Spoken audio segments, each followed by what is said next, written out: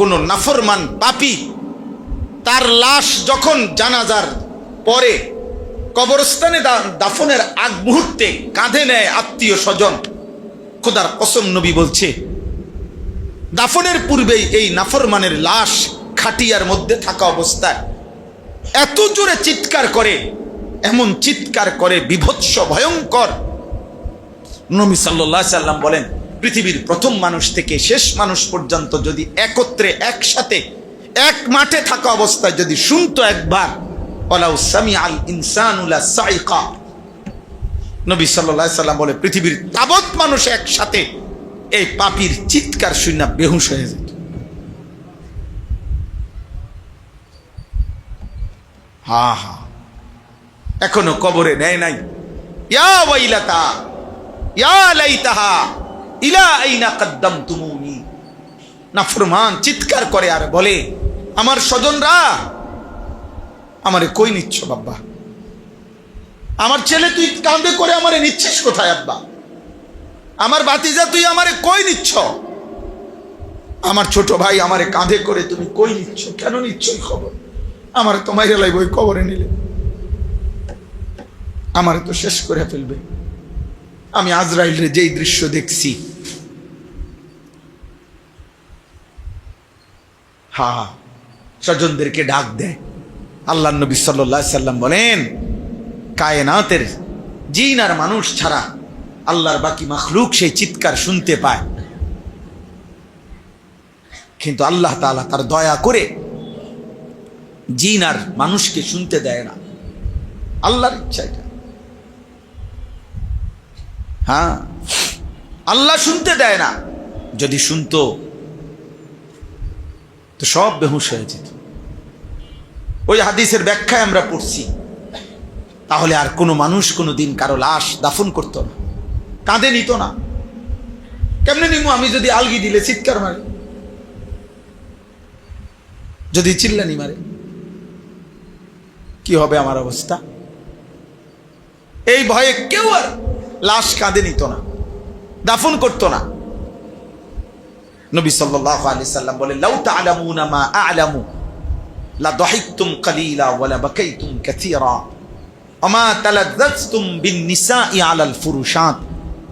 আমার উম্মত, আমি কবরে যে আযাব দেখছি রে, জাহান্নামের যে আযাব আমি দেখেছি উম্মত, যদি আমি যা দেখছি জানছি তোমরা যদি তার সামান্য পরিমাণ জানতে, আর কোনোদিন হাসতে না, আর কোনোদিন চোখের কান্না বন্ধ হইতো না, আর কোনোদিন স্ত্রীর সাথে স্বামী স্ত্রীর মেলামেশা করতে না, আর আনন্দ আর ফুর্তি হারায় যেত। আমি দয়া করে তোমার ঘরের পাশের কবরস্থানে আযাবের পর আযাব চলতেছে, কিন্তু আমি আড়াল করে রাখছি বান্দা, নয়তো তুমি দুনিয়ায় টিকতা না। তাই তো দুনিয়ার এই উল্লাস, এই আনন্দ, এই ফুর্তি, রং তামাশের এই দুনিয়া একদিনও টিকত না। অতএব আমার জন্য এটা সত্য, আপনাদের জন্য সত্য। কাল্লা সাউফা তা'লামুন, আল্লাহ বলেন অবশ্যই তোমরা জানতে পারবে। ফিল কবরে, কবরে আসলেই আমি জানিয়ে দেব বান্দা, আমি জানিয়ে দেব। দিন মানেন, আল্লাহকে মানেন, খামখেয়ালি করেন না। গুনাহ হবে, ভুল হবে, ছুটে যাবে, কিন্তু এটা একটা। আরেকটা হলো একদম গাফেল হয়ে যাওয়া। আব্বা এটা বড় ক্ষতি করে, বিস্মৃতি, ভুলেই গেছে। 365 দিনে কোনোদিন ফজরের নামাজ পড়ে না। হায় মুসলমান, এমন ভোলা মালিক রে কেমনে ভুলে গেলি? নাফরমান। আরে তুই কোন মুসলমানের ঘরে বড় হইলি? তোরে এমন মালিক কে ভুলাই দিল? 365 দিনে একদিনও ফজরের নামাজ পড়লা না, এমন মালিক কে ভুলাই দিল তাকে? মা গাররাকা বিরাব্বিকাল কারীম, এমন দয়ালু মেহেরবান রব তোমারই এমন মালিক রে ভুলাই দিল কে? ইকতারাবা লিন-নাসি হিসাবুহুম ওয়া হুম ফি গাফলাতিন মু'রিদুন। আল্লাহ তাআলা বলে, আমার বান্দাগণ, হে মানুষগণ, তোমাদের হিসাবের সময় তো কাছায় গেল, অথচ আজও তো তোমরা আমি আল্লাহর থেকে বিমুখ হয়ে গাফেল হয়ে আছো। আখিরাত তো চলে আসছে, মৃত্যু তো কাছায় গেছে, কিন্তু প্রস্তুতি কোথায় বান্দা? 50,000 বছরের হাসরের একদিনের জন্য নেকি কোথায়? 30,000 বছরের ফুকসেরাতের জন্য নেকি কোথায়? নেকি কোথায়? ইন্নাহুম ইয়ারাউনাহু বাঈদা ওয়া নারাহু করিবা। আল্লাহ বলেন আমার বান্দাগণ দেখে আখিরাত অনেক দূরে, আমি আল্লাহ আমি তো দেখি কাছে। ওয়া নারাহু করিবা, আমি তো দেখি কাছে বান্দা, আমি তো দেখি কাছে, ও তো দেখে অনেক দূরে। বুজুর্গানে দিন বলে মান মাতা ফাকাদ কামাত কিয়ামাতুহু, যার মৃত্যু হলো তার তো কিয়ামত শুরুই হয়ে গেল, শুরুই হয়ে গেল। হাদিসের মধ্যে আছে নবী সাল্লাল্লাহু আলাইহি সাল্লাম কবরের বর্ণনা দিতে গিয়ে, মৃত্যুর বর্ণনা দিতে গিয়ে নবীজি বলছেন তোমাদের প্রত্যেকের দুনিয়ার শেষ দিন এবং আখিরাতের প্রথম দিন সেই দিন যেই দিন মালাকুল মউত জান কবজের জন্য তোমাদের সামনে এসে উপস্থিত হয়, সেদিন তোমাদের দুনিয়ার শেষ, আখিরাতের শুরু। তাহলে রাসূলুল্লাহ সাল্লাল্লাহু আলাইহি সাল্লাম মৃত্যুর প্রথম মুহূর্তকে, আজরাইল আসার প্রথম সেকেন্ডকেই আখিরাত ধরছেন, এখান থেকেই আখিরাত শুরু। ইন্নাহুম ইয়ারাউনাহু বাঈদা ওয়া নারাহু করিবা, আমার বান্দারা তো মনে করে দূরে, আমি তো দেখি কাছে, আমি তো দেখি কাছে। এজন্য চলেন আমি আমার শায়েখের কথা বলতে গিয়ে বলছি 1992 সালে আমার ওনার সাথে পরিচয়। 1992 সালে আমি সর্বপ্রথম নোয়াখালী লক্ষ্মীপুর তুমচর মাদ্রাসায় স্কুলে প্রাইমারি পাস করে ওইখানে ভর্তি হয়েছি গিয়া 4র্থ শ্রেণীতে, ইয়াজদাহুম 4র্থ শ্রেণী মাদ্রাসার পড়া শুরু করছিলাম জীবনে প্রথম যে বছর। ওই বছর উনি আমাদের শায়েখ আলেম, ইন্টারমিডিয়েট আলেম শ্রেণীতে পড়তো ওই মাদ্রাসায়। আমাদের বড় ভাই ছিল তখন, উপরের ক্লাসের ছাত্র ভাই, আমরা ছোট ক্লাসের ছাত্র ছিলাম। তো ওই সময় ওনার সাথে পরিচয়। ওনার ডাক নাম মুজাহিদ, মুশতাকুন নবী মুজাহিদ, এটা ওনার এমনি ডাক নাম মুজাহিদ। ওনার আব্বা উনিও আমার উস্তাদ আল্লামা হযরত মাওলানা আব্দুল কুদ্দুস রাহমাতুল্লাহি আলাইহি। জালালাইন শরীফের মতো উঁচা কিতাব আমি হুজুরের কাছে পড়ছি, ওনার আব্বা জানের কাছে। তো হুজুরের সবসময় দেখতাম ডাকতো মুজাহিদ। তো সেই থেকে 1992 সন থেকে আজকের 2026 পর্যন্ত এই সম্পৃক্ততা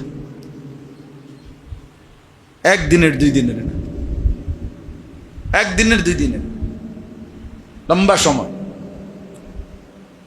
আলহামদুলিল্লাহ, আল্লাহ তাআলা যেন মৃত্যু পর্যন্ত এই সম্পর্ক জারি রাখেন।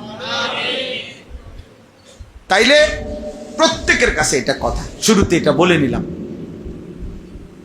আমরা প্রত্যেকে ইনশাআল্লাহ এই আল্লাহওয়ালাদের কাছে আসা, বিভিন্ন ইসলাহি মজলিসে যাওয়া, এটাকে মামুলি মনে করবেন না। এ আসা যাওয়ার বরকতে, এ খিচ্চা দম খিচ্চা নফসের বিরুদ্ধে মন চাচ্ছে না। আমি যে শুরুতে বলছি এজন্য যে অনেকেরই কষ্ট হইতেছে, অনেকে মাহফিলের কথা বলার জন্য আসছেন, অনাইয়া ফেঁসে পড়ে বসে রয়েছেন, বিপদে পড়ে বসে রয়েছেন, আপনার অনেক কাম। আমার অনুরোধ আপনি আরেকদিন আসেন, যেদিন কাম কম হবে, যেদিন আপনার আজকে তো আপনি যার তাড়াহুড়া, আর যেদিন আপনি তাড়াহুড়া কম ওই দিন আপনি আইসেন। আজকে মানুষের ভিড়, অতএব শুরুতেই এটা বলছি, আমাদের নিজের ফিকির করা চাই, নিজের ফিকির করা চাই, নিজের আত্মভাবনা, আত্মসংশোধন, এটা আমাদের জন্য জরুরি। তাইলে ইনশাআল্লাহ প্রত্যেকেই আজকের থেকে নিয়ত করেন, কোনো না কোনো আলেমে দ্বীন আল্লাহওয়ালা আপনি ওনার সংস্পর্শে নিজের জীবনটা পরিচালিত করবেন। বলেন ইনশাআল্লাহ। শুধু বক্তার পিছনে ঘুরবেন না, শুধু একজন দুইজন বক্তা লইয়া জাতাজাতি করবেন না, সাফাসাফি করবেন না, এত কষ্ট পাইবেন।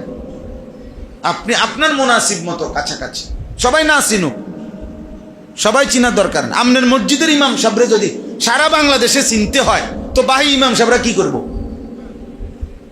কথা বলে না কেন? বাকি ইমাম সাহেবরা কি করতো তাহলে? ওনারা শান্তি দেশে চলে যাইতো তো। তাহলে এটা তো জরুরি। অতএব আমার ফায়দা দরকার, আমার আখেরাত দরকার, আমার দরকার, আমার আল্লাহর ভয় আসা দরকার। আল্লাহ তাআলা আমাদেরকে তৌফিক দান করে। আর একটু কথা, কোরআনুল কারীমের এই যে 4টা আয়াত পড়ছি আমি, শুধু অল্প একটু তর্জমা আপনাদেরকে শুনাই, এরপরে ইনশাআল্লাহ আমরা শেষ করে দিচ্ছি। সূরা মুলক 29 নম্বর পারা, 67 নম্বর সূরা। এই সূরার 4টা আয়াত পড়ছি আমি, 12, 13, 14, 15। এই সূরাটার মধ্যে মোট 30টি আয়াত। আমার শায়েখ আরিফ বিল্লাহ আল্লামা মুফতি মুশতাকুন নবী কাসিমি হজরত এই বছর রমজান মাসে আমরা শেষ দশক এতেকাফে ছিলাম হজরতের সাথে। প্রায় 1200 সাথী, 1100 জনের মতো হবে, যারা এক মসজিদে একসাথে এতেকাফে ছিলাম। তো এই এতেকাফের 10 দিনে শায়েখ দামাত বারাকাতুহুম ধারাবাহিকভাবে একটি সূরা তাফসীর করেছেন। সেই সূরাটি হচ্ছে সূরা মুলক। এই সূরাটা 29 নম্বর পারা, 67 নম্বর সূরা। সেই সূরা থেকেই আমি 4টা আয়াত পড়ছি। এই সূরাটার অন্যতম বৈশিষ্ট্য হলো মাত্র 30 আয়াত, 4-5 মিনিটের সূরা, কিন্তু এর বড় ফজিলত হলো নবী সাল্লাল্লাহু আলাইহি ওয়াসাল্লাম থেকে 3টি বর্ণনা আছে এই সূরার ফজিলতে। 1 নাম্বার, নবীজি সাল্লাল্লাহু আলাইহি সাল্লাম বলেন, ইন্না সূরাতান ফিল কোরআনিল কারীম 30 আয়া শাফাআত লিসাহিবিহা হাত্তা গুফিরা লাহু। কোরআনুল কারীমে 30 আয়াত বিশিষ্ট একটি সূরা আছে। কিয়ামতের দিন এই সূরাটি যে নিয়মিত তেলাওয়াত করবে দুনিয়ায়, এই সূরাটি ওই ব্যক্তির জন্য আল্লাহ তাআলার নিকট এই পরিমাণ সুপারিশ করবে, শেষ পর্যন্ত আল্লাহ ওই ব্যক্তিকে মাফি করে দিবে। এটা এই তাবারাকাল্লাযী বিয়াদিহিল মুলক। 2 নম্বর ফজিলত, নবী সাল্লাল্লাহু আলাইহি ওয়াসাল্লাম বলেন, সূরাতুন ফিল কোরআনিল কারীম খাসামা আন সাহিবিহা। কোরআনুল কারীমের একটি সূরা আছে, যে সূরাটি কিয়ামতের দিন ওই সূরা তেলাওয়াতকারীর জন্য ফেরেশতাদের সাথে ঝগড়া করবে, তর্ক করবে। ফেরেশতারা তাকে জাহান্নাম দিতে চাইবে, আর সূরাটা বলবে, এই বান্দা আমাকে নিয়মিত পড়তো, তেলাওয়াত করত, আমি তারে জাহান্নামে নিতে দেব না। এই তর্ক, খাসামাত, তর্ক করবে, বিতর্ক, ঝগড়া। আল্লাহ নবী সাল্লাল্লাহু আলাইহি সাল্লাম বলেন, হাত্তা আদখালাতহুল জান্নাহ, এমনকি এই সূরাটি শেষ পর্যন্ত ওই ব্যক্তিকে জান্নাতে ঢুকাইয়াছে। এই সূরা মুলক। 3 নাম্বার, আল্লাহ নবী সাল্লাল্লাহু আলাইহি ওয়াসাল্লাম বলেন, আল মানিআ আল মুনজিয়া। এই সূরাটি বাধা দানকারী, রক্ষাকারী। কিসের থেকে? তুনজিহি মিন আযাবিল কবর। আল্লাহ নবী সাল্লাল্লাহু আলাইহি ওয়াসাল্লাম বলেন, যে ব্যক্তি নিয়মিত এই সূরাটি তেলাওয়াত করবে, এই সূরাটি তাকে, ওই ব্যক্তিকে কবরের আযাব থেকে রক্ষা করবে। কবরের আযাব থেকে রক্ষা পাওয়ার একটি পরীক্ষিত নববী প্রেসক্রিপশন নবী সাল্লাল্লাহু আলাইহি সাল্লাম বলছেন, এই সূরা মুলক তেলাওয়াত করা। আল্লাহ নবী সাল্লাল্লাহু আলাইহি সাল্লাম এটাকে, এই ফজিলত নবীজি সাল্লাল্লাহু আলাইহি সাল্লাম উল্লেখ করেছেন। এবার ছোট্ট কথা হলো, রাসূলুল্লাহ সাল্লাল্লাহু আলাইহি সাল্লামের একাধিক হাদিসের বর্ণনা দ্বারা এই কথা স্পষ্ট যে কবরের আযাব সত্য। আহলে সুন্নাত ওয়াল জামাতের সর্বসম্মত আকীদা, কবরের আযাব সত্য। আযাবুল কবরে হাক্কুন, কবরের আযাব সত্য। নবী সাল্লাল্লাহু আলাইহি সাল্লাম 5 ওয়াক্ত নামাজের পরে যে দোয়াগুলো পড়তেন, তন্মধ্যে একটি দোয়া এটাও ছিল যে তিনি প্রত্যেক নামাজের পরে দোয়ার মধ্যে কবরের আযাব থেকে পানাহ চাইতেন। আল্লাহুম্মা ইন্নী আউযু বিকা মিন আযাবিল কবর ওয়া মিন ফিতনাতিল কবর। আয় আল্লাহ, আমি কবরের আযাব থেকে পানাহ চাই, কবরের মুসিবত থেকে পানাহ চাই। আল্লাহ নবী সাল্লাল্লাহু আলাইহি সাল্লাম একদিন চলার পথে দুইটা কবরের দিকে ইশারা করে সাহাবাদেরকে বললেন, ইন্নাহুমা ইউআযাবানি ফিল কবর, এই দুই কবরে আযাব হচ্ছে। প্রথম কবরে আযাব হইতেছে, নবীজি বলছেন এই ব্যক্তি প্রস্রাব করে ঠিকমতো পবিত্র হতো না, পেশাব করে ঠিকমতো পবিত্র হইতো না। লা ইয়াস্তানজাহু মিন বাউলিহি অথবা লা ইয়াস্তাতিরু মিন বাউলিহি, দুইটা অর্থ, দুইটা রিওয়ায়াত। এই লোকটি পেশাব করতে গেলে সতর, মানুষের দৃষ্টির আড়াল ঠিকমতো খেয়াল করতো না, জেন্দে মুতে ধরছে, এন্দে মুতে লাইছে। কিছু মানুষের একবারে ফালতু মানুষ, একদম ফালতু লোক, এই রাস্তাঘাটে চলতে ফিরতে যেখান দিয়া পেশাবে ধরছে এখান দিয়ে বসে যাওয়া, একদম নিচু মানসিকতা, কম জাত মানুষের কাজ। হ্যাঁ ভাইয়া, নিচু মানসিকতার কাজ এটা, এটা একটা ছোট লোকই কাজ। ভদ্র শরীফ একজন মার্জিত মানুষ, রুচিশীল মানুষ এমন হইতে পারে না। আবার রাসূলুল্লাহ সাল্লাল্লাহু আলাইহি সাল্লাম বলছেন, কোন বর্ণনা আছে এই লোকটি প্রস্রাবের ছিটা থেকে ঠিকমতো নিজের কাপড় পবিত্র রাখতো না, অর্থাৎ এমন জায়গায় পেশাব করছে যে পেশাবের দুইটা চারটা ছিটা পাল্টা আইসা কাপড়ে পড়ছে, লুঙ্গিতে। তাহলে বোঝা গেল প্রস্রাবের দুইটা ছিটা, এইটা যার গায়ে লাগছে দেখে আযাব হয়। বছরের পর বছর, দিনের পর দিন যে নাফরমান পেশাব করে পানি নেয় না, টয়লেট পেপার ব্যবহারই করে না, তার পেশাব কি পরিমাণ প্যান্টে এবং লুঙ্গিতে জমা হয়, তার কি হবে, তার অবস্থা কি হবে?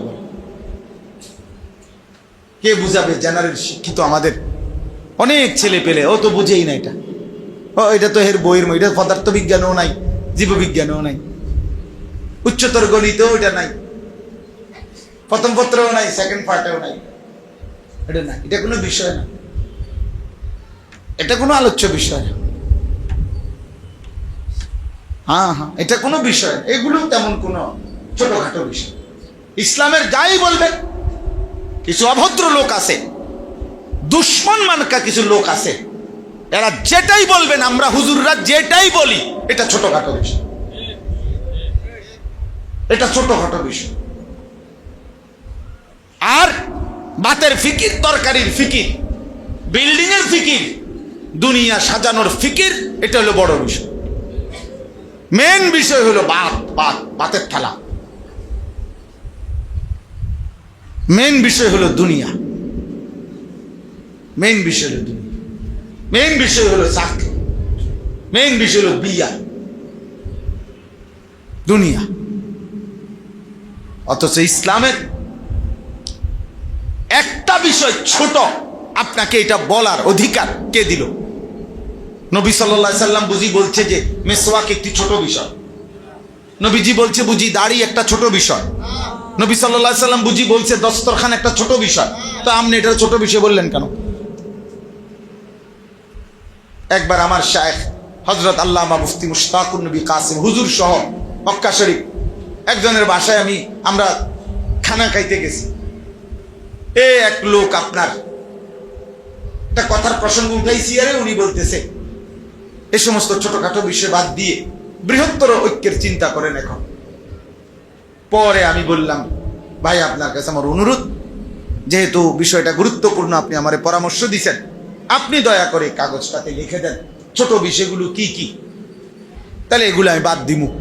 যেগুলো আপনি সিদ্ধান্ত দিবেন যে ছোটখাটো বিষয়গুলো কি কি, ওযু, নামাজ, সূরা, কেরাত, দোয়া, কালাম, রোজা, হজ, যাকাত, এগুলো তো এখন আপাতত মূল বিষয় না। এগুলো ছোটখাটো বিষয়। তো এগুলো কি কি হইতে পারে? ছোটগুলো আপনি এটা লিখে দেন, বড়গুলো আপনি লিখে দেন কোনটা, আর আপনি এটাও ফায়সালা আমারে বলতে হবে এগুলো যে ছোট এই সিদ্ধান্ত দিল কে, আর এটা বড় এটা সিদ্ধান্ত দিল কে। 3 নম্বরে আপনি আমারে বলতে হবে আপনি যে বন্টন করে দিলেন এটা আমি মানতে হবে কেন, আপনারটা যে ঠিক এটা আমি মানতে হবে কেন।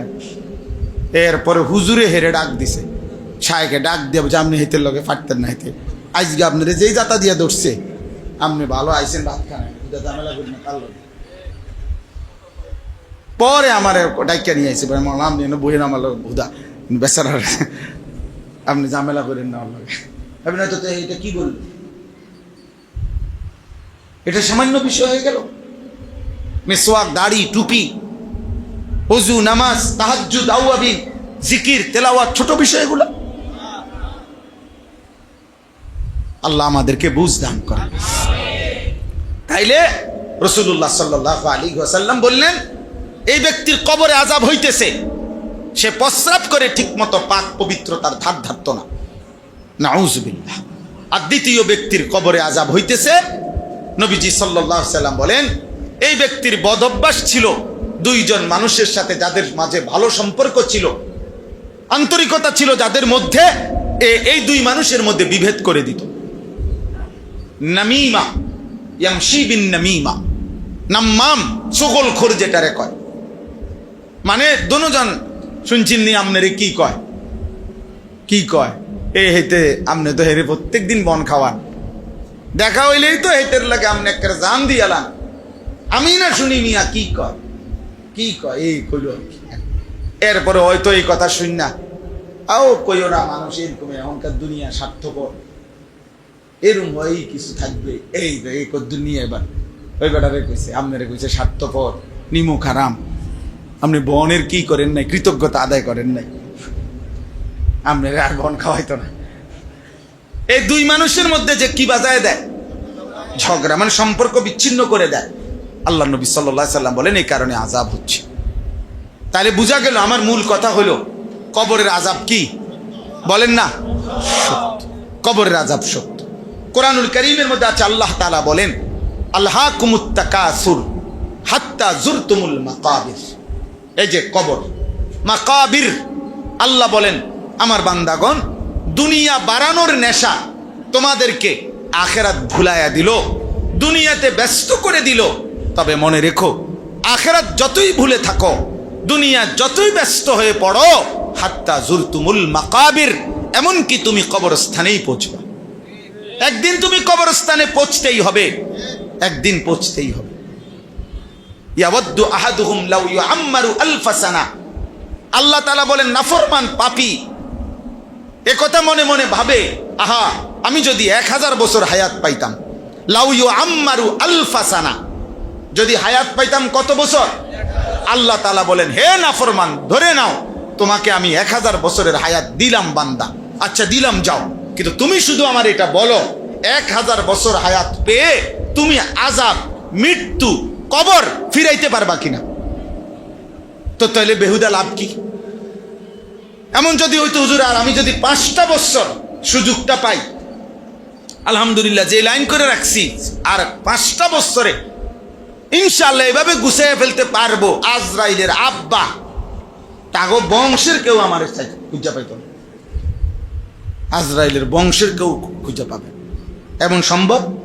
1000 বছর হায়াত পেলেও মৃত্যুকে ঠেকানো সম্ভব? তাইলে আপনি আযাবকে ঠেকাবেন কেমনে? ওমা হুয়া বিমুজাহজিহি মিনাল আযাবি আন ইউআম্মার। আল্লাহ বলে বান্দা তোমার দীর্ঘ হায়াত তো তোমার আযাব থেকে প্রতিহত করতে পারবে না। বান্দা বেহুদা হায়াত চাচ্ছ কেন? লাভ কি হবে? লাভ কি হবে? বরং গুনাহ ছাড়ো, বরং কি ছাড়ো? গুনাহ ছাড়ো। আযাব থেকে বাঁচবা কেমনে সেটা দেখো, জাহান্নাম থেকে বাঁচবা কেমনে সেটা দেখো। এই যে এই বাচ্চাগুলো তো আমাদের মাদ্রাসার না মনে হয়, আমগো উস্তাদ একজন দেখেন না, এই রুমে বাচ্চা খুব দুষ্টামি করতেছে।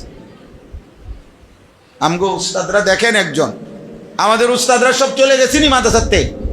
মাসুম, আমাদের শিক্ষকরা কি ছুটি?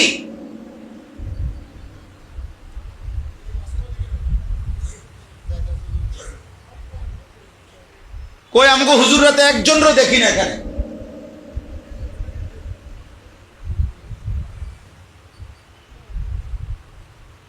এখানে জিম্মাদারি কাদের?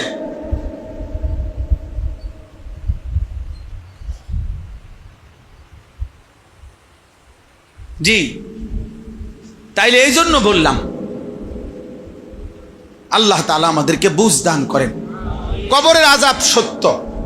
নবী সাল্লাল্লাহু আলাইহি সাল্লাম বলেন, আমি নিজে মেশকাতের মধ্যে এই হাদিস পড়েছি।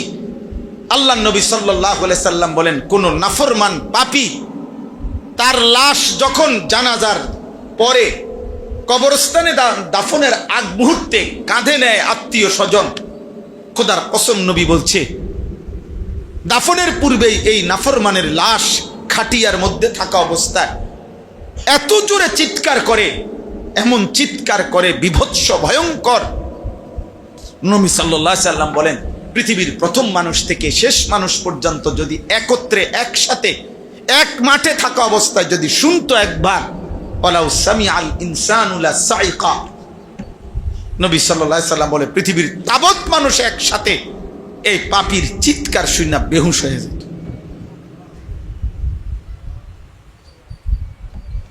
হা হা, এখনো কবরে নেয় নাই।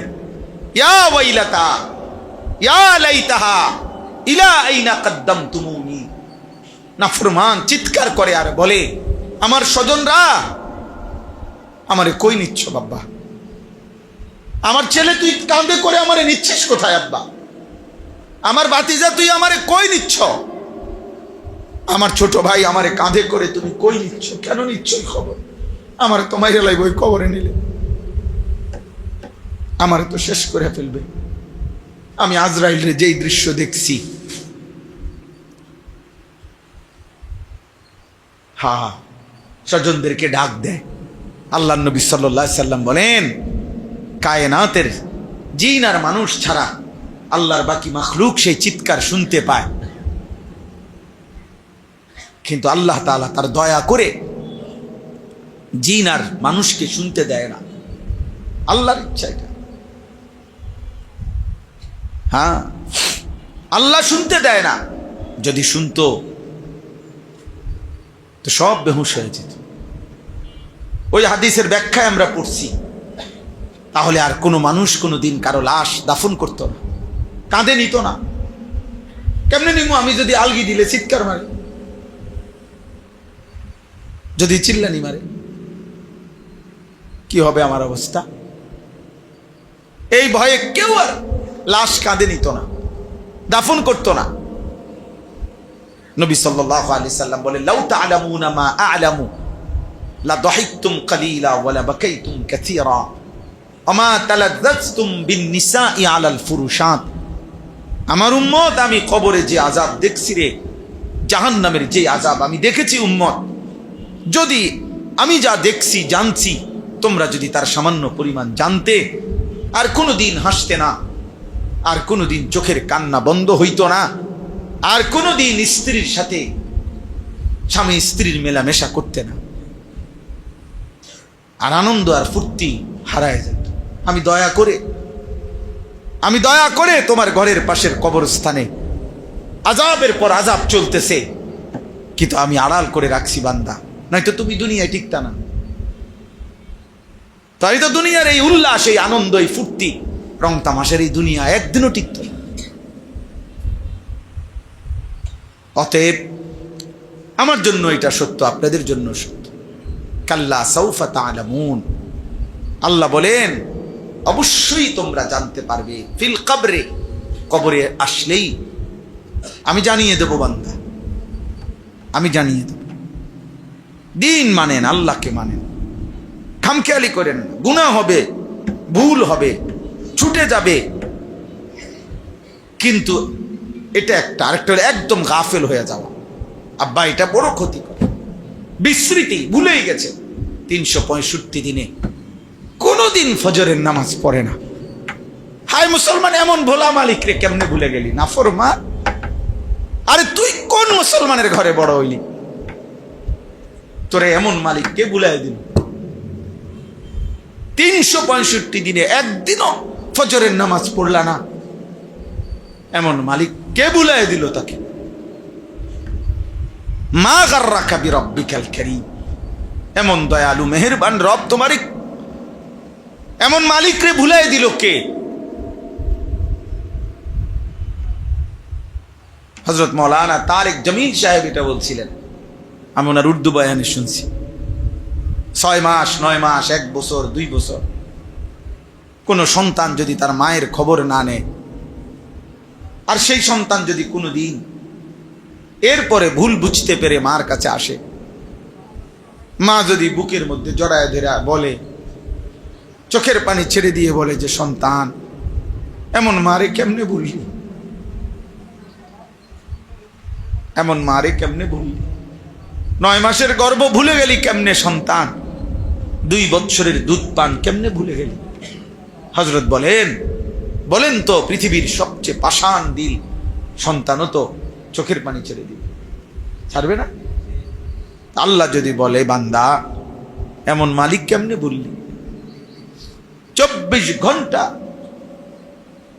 যে আমি তোমাকে লালন করছি, একটা সেকেন্ড তোমারে বান্দা আমি চোখের আড়াল হতে দেই না।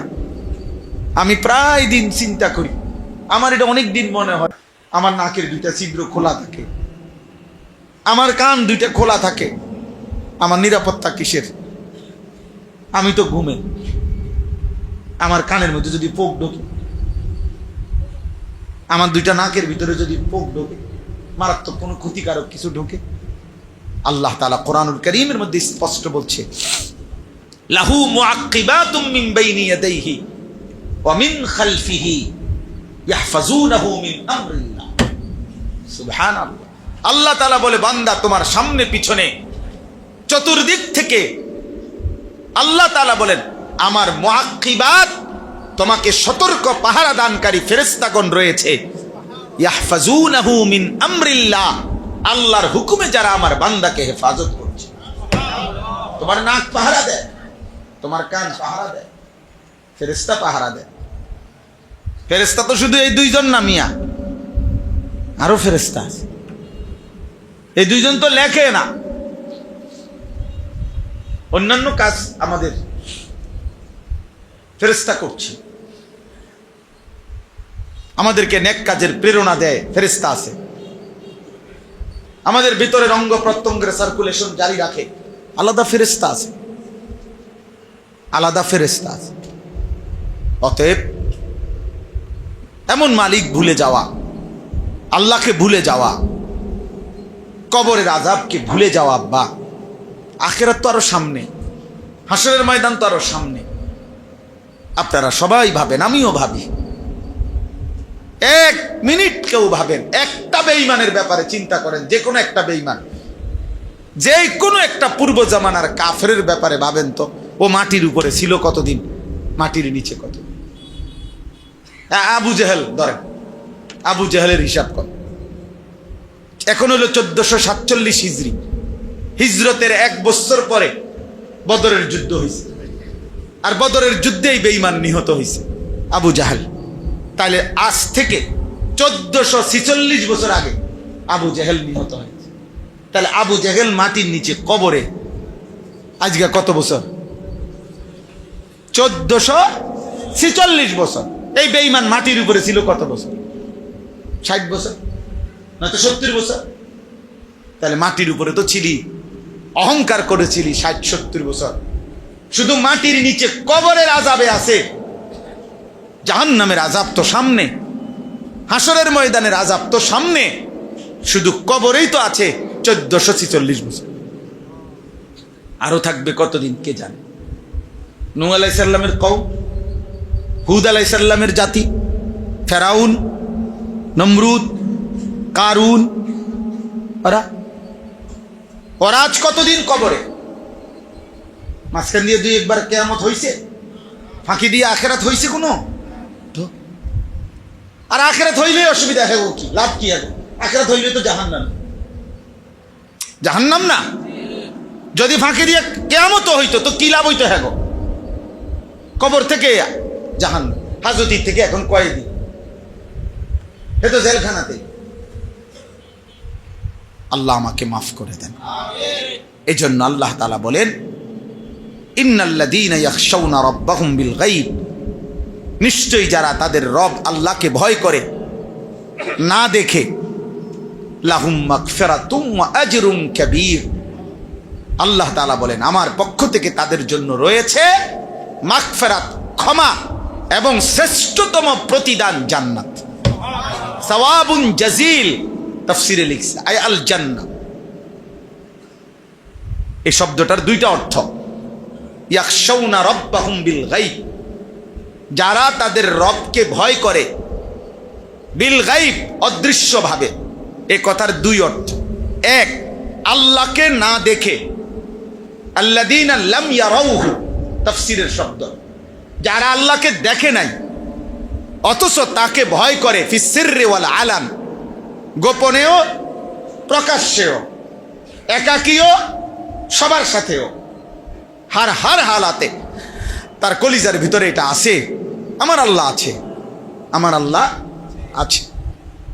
আল্লাহ তাআলা বলেন এই ফিকির যার মধ্যে আছে, না দেখেই আল্লাহকে প্রতিনিয়ত যে ভয় করে, এইটা হলো একটা তর্জমা। আর আরেকটা তর্জমা হলো আল্লাযীনা ইয়াখশাউনা রাব্বাহুম বিল গায়ব আয় ইয়াখাফুনা আযাবা রাব্বিহিম, যারা তাদের রবের আযাবকে ভয় করে। আল্লাহকে ভয় করে মানে আল্লাহর আযাবকে ভয় করে। আল্লাহকে ভয় করে মানে কি বলেন না? আল্লাহর আযাব। আল্লাহর আযাব নিশ্চিত, কথা বলে না? আল্লাহ কসম করে বলছে, কসম করে, ইন্না আযাবা রাব্বিকা লাওয়াকি'। হযরত ওমর রাদিয়াল্লাহু তাআলা আনহু এই আয়াত শুনে চিৎকার দিয়া বেহুশ হইয়া অঝরে কাঁদতেছিলেন। ইন্না আযাবা রাব্বিকা লাওয়াকি', নিশ্চয়ই তোমার রবের আযাব অবশ্যই হবে। ইন্না এটাও তাকিদ, আবার লাওয়াকি' এই লামটা আবার তাকিদ, নিশ্চয়ই তোমার রবের আযাব লাওয়াকি', অবশ্যই হবে, অবশ্যই। কাল্লা ইন্নাহা লাযা, আল্লাহ বলছে নাফরমান মাফ চাইও না আজ হাসরের মাঠে, কখনোই মাফ করব না। বেঈমান আজকে হাসরের মাঠে মাফ হবে না। মাফ নিতে হয় দুনিয়াতে, হাসরের মাঠে বিচার হবে। এখন বিচারের ভিত্তিতে মাফ নিতে হবে। আজকে হাসরের মাঠ, আজকে তোমাকে বিচারে যদি ঠকে যাও তাহলে লেলিহান ধাউ ধাউ, লাযা মানে যে আগুন ধাউ ধাউ করে জ্বলছে, সেই লেলিহান অগ্নি শিখায় তোমাকে ফেলে দেওয়া হবে। নাজ্জাআতাল লিশ-শাওয়া, প্রথম সেকেন্ডেই সারা দেহের চামড়া দেহ থেকে আলাদা হবে, খসে ফেলবে। তাদউ মান আদবারা ওয়া তাওয়াল্লা ওয়া জামাআ ফাআওয়া, সাংঘাতিক এটা। আল্লাহ বলে জাহান্নামী নাফরমান জাহান্নাম থেকে বাঁচার জন্য হাসরের ময়দানে এদিক সেদিক ছুটাছুটি করবে। আল্লাহ নিজে বলে তাদউ, এটা হলো ওয়াহেদে মুআন্নাসে গায়েবের সিগা, অর্থ হলো জাহান্নামের আগুন, সরাসরি আগুন ওই বেঈমান নাফরমান পাপীকে, যার জন্য জাহান্নামের ফয়সালা হইছে, তাকে আগুনে ডাইকা ডাইকা টাইনা ভিতরে নিয়ে আসে। এ তাদউ মানে আগুন ডাকবে, আগুন বলবে এই মত করে দিগা, এই বেঈমান এদিকে কই যাস, দিগা ভিতরে ঢোক, বাটপারে দিগা, নারী দেখছো, উলঙ্গ ছবি দেখছো মোবাইলে, এদিকে মুশরিক, এদিকে বেঈমান, নেশা করে দিগা ভিতরে ঢোক, ওদিকে কি, এভাবে ডেকে ডেকে আগুনে ঢোকা। আল্লাহ আমাকে মাফ করে দেন। ফাআনদারতুকুম নারান তালাজ্জা, আল্লাহ বলে আমি ভয় দেখাচ্ছি, জাহান্নামের আগুনের ভয় ভান্দা আমি দেখাচ্ছি। এই আমার আগুন, নারুল্লাহ, কার আগুন? ওমা আদরাকা মাল হুতামা নারুল্লাহিল মুকাদা, নারুল্লাহ। আল্লাহ বলে জানেন আপনি বন্ধু জাহান্নাম কি? জাহান্নাম আমার আগুন। নারুল্লাহ, আল্লাহর আগুন, যে আগুন আমি জ্বালাইছি, যে আগুনের সৃষ্টিকর্তা আমি। দুনিয়ার মানুষ সেই আগুন লাগাইলে কি পরিমাণ জ্বলে যায়, খোদা আমি আল্লাহ যখন জ্বালাবো কি হবে সেই আগুন। আয়ে কারীম, আপনি মাফ করে দেন। চলে তো এই জন্য এই দুই অর্থ, যে আল্লাহকে না দেখে আখিরাতের সব পর্বকে, কবর, মৃত্যু, হাসর, মিজান, ফুলসেরাত, জান্নাত, জাহান্নাম কোনোটাই দেখে নাই, কিন্তু আল্লাহকে ভয় করে, এগুলোকে না দেখেও মানে আযাবকে ভয় করে, আল্লাহ বলেন আমি তারে মাফ করে দেব, আমি তারে বিনিময় উত্তম দেব, মহান বিনিময় দেব, জান্নাত দেব। ওয়া আসিররু কাওলাকুম আবি জাহারু বিহি ইন্নাহু আলিমুম বিদাতিস সুদূর। আল্লাহ তাআলা বলেন শুধু শুধু আমার সাথে লুকোচুরি করো না, চালাকি করো না, বান্দরামি করো না, আস্তে কও, জোরে কও, আর অন্তরে লালন করো, আমি সব জানি। তিনটা হইতে পারে তোমার সুরত, কথা আস্তে বলতেছ, অথবা জোরে বলতেছ, অথবা ভিতরে ভিতরে কি করছো, প্ল্যানিং করতেছ। আল্লাহ বলেন আমি তিনটাই জানি। আসিররু কাওলাকুম আবি জাহারু বিহি, জোরে বলো, আস্তে বলো, ইন্নাহু আলিমুম বিযাতিস সুদূর, অন্তরের ভিতরে লালন করো, সব কে জানে, তো তুমি আমার থেকে লুকাইবা কেমনে? 3 নাম্বার আল্লাহ বলেন আলা ইয়ালামু মান খালাক। একটা সাদা মাঠা চমৎকার আল্লাহ তাআলা একটা যুক্তি দিয়েছে, একের একটা সহজ একটা বাংলা কথা কইছে আল্লাহ, একেবারে বাংলা কথা, মানে এই আয়াতটা বাংলা আয়াত, হ্যাঁ, মানে এটা মনে হচ্ছে বাংলায় না জিনিস, মানে আল্লাহ বলছে আচ্ছা তুমি কও চাই, এই তুমি বলো তো, যিনি সৃষ্টি করেছেন তিনি জানবেন না তার সৃষ্টি কখন কি করে? তো এইটা তুমি বুঝো না? আলা ইয়ালামু মান খালাকা, যিনি সৃষ্টি করেছেন তিনি জানবেন না? তো তুমি এই নয়শো করো গা, কিতা কারে লুকাও? কারে? তোমার আব্বা রে, তোমার মা রে, তোমার নেতা রে, পুলিশে রে, র্যাবে রে, এটা দিয়ে কি জানলেই কি, না জানলেই কি? আমার থেকে লুকাইবা কেমনে সেটা না বলবা, আমি আল্লাহর থেকে আড়াল করবা কেমনে ওইটা না কৌশল বাইর করবা, ওই মেশিনে না বাইর করবা, কিতা লাগাও সিসি ক্যামেরা। আল্লাহ আমাদেরকে মাফ করে দেন। আলা ইয়ালামু মান খালাক ওয়া হুয়াল লাতীফুল খাবীর। আল্লাহ তাআলা লতীফ, লতীফ বলা হয় কোন সৃষ্টির সূক্ষ্ম থেকে সূক্ষ্ম, বিন্দু থেকে বিন্দু বিসর্গ, তার অণু পরমাণু পর্যন্ত যিনি সবটা পূর্ণ, যার জানা আছে, জ্ঞাত আছে, সূক্ষ্ম থেকে সূক্ষ্ম বিষয়টা, জাররা থেকে জাররা বিষয়টা তার সৃষ্টির যিনি জানেন তিনি লতীফ, যেটা কোনো মানুষের পক্ষে সম্ভব। আল খাবীর, এবং যিনি বাহ্যিক যত সংবাদ, যত খবর তাও যিনি রাখেন, এবং একবারে শেষ নিখুঁত সূক্ষ্ম থেকে সূক্ষ্ম বিষয়টাও যিনি জানেন তিনি আল্লাহ। এবার শেষ কথা হইল, আল্লাহ তাআলা বলে, এই শেষ কথাটা শুনেন, আগের কথাগুলো তো শুনছেন না, এখন এটা শুনেন, শেষ কথাটা শুনতেছেন? শেষ কথাটা আজীব কথা, সুন্দর একটা কথা বলছে। কাজে আল্লাহ বলছে বান্দা শুধু শুধু সংমং করো না, আমার লগে ফাটতা না, ফাও ঝামেলা করো না, এখানে চালাকি করো বেহুদা, এটা হইতো না, পারতা না, সিস্টেম নাই। না মৃত্যুকে তুমি আড়াল করতে পারবা, না কবরকে তুমি আড়াল করতে পারবা, না আমার জানাকে তুমি আড়াল করতে পারবা, কোনো সিস্টেম নাই বান্দা। আছে কোনো সিস্টেম? অতএব একটা জিনিস মনে রাখেন, যে সত্যের মুখোমুখি আমাকে হতেই হবে, যে বাস্তবতার মুখোমুখি আমাকে হতেই হবে, তার জন্য আগায়া যাওয়া, প্রস্তুতি নেওয়া, এটাই উত্তম, এটাই বুদ্ধিমানের কাজ। আমি যেটা আড়াল করতেই পারবো না, তো আমার জন্য তো উচিত এটার জন্য প্রস্তুতি না, ভিন্ন কোনো সুরত যেহেতু কোনো আঙ্গিকে নাই, পৃথিবীর কারো বেলায় নাই, তো আর আমার জন্য আসবে কোত্থেকে? এটা যদি কেউ ভাবে তো সহজ বিষয়, প্রস্তুতি নিব। তো আল্লাহ তাআলা বলেন অতএব তুমি যেহেতু বুঝছো বিষয়টা, আমি আস্তে গোপনে জোরে প্রকাশ্যে দিলের অভ্যন্তরে সব জানি। ইয়ালামু খাইনাতাল আয়ুন, চোখের যত গুনাহ আমি জানি, ওমা তুখফিস সুদূর, অন্তরের লুকায়িত যত গুনাহ আমি সব জানি, আমি সব জানি। আল্লাহ তাআলা বলেন ওয়া না'লামু মা তুওয়াসওয়িসু বিহি নাফসু, তোমার অন্তরের মধ্যে গুনার যত ওয়াসওয়াসা, কুমন্ত্রণা মন চায়, আমি তাও জানি, তাও জানি।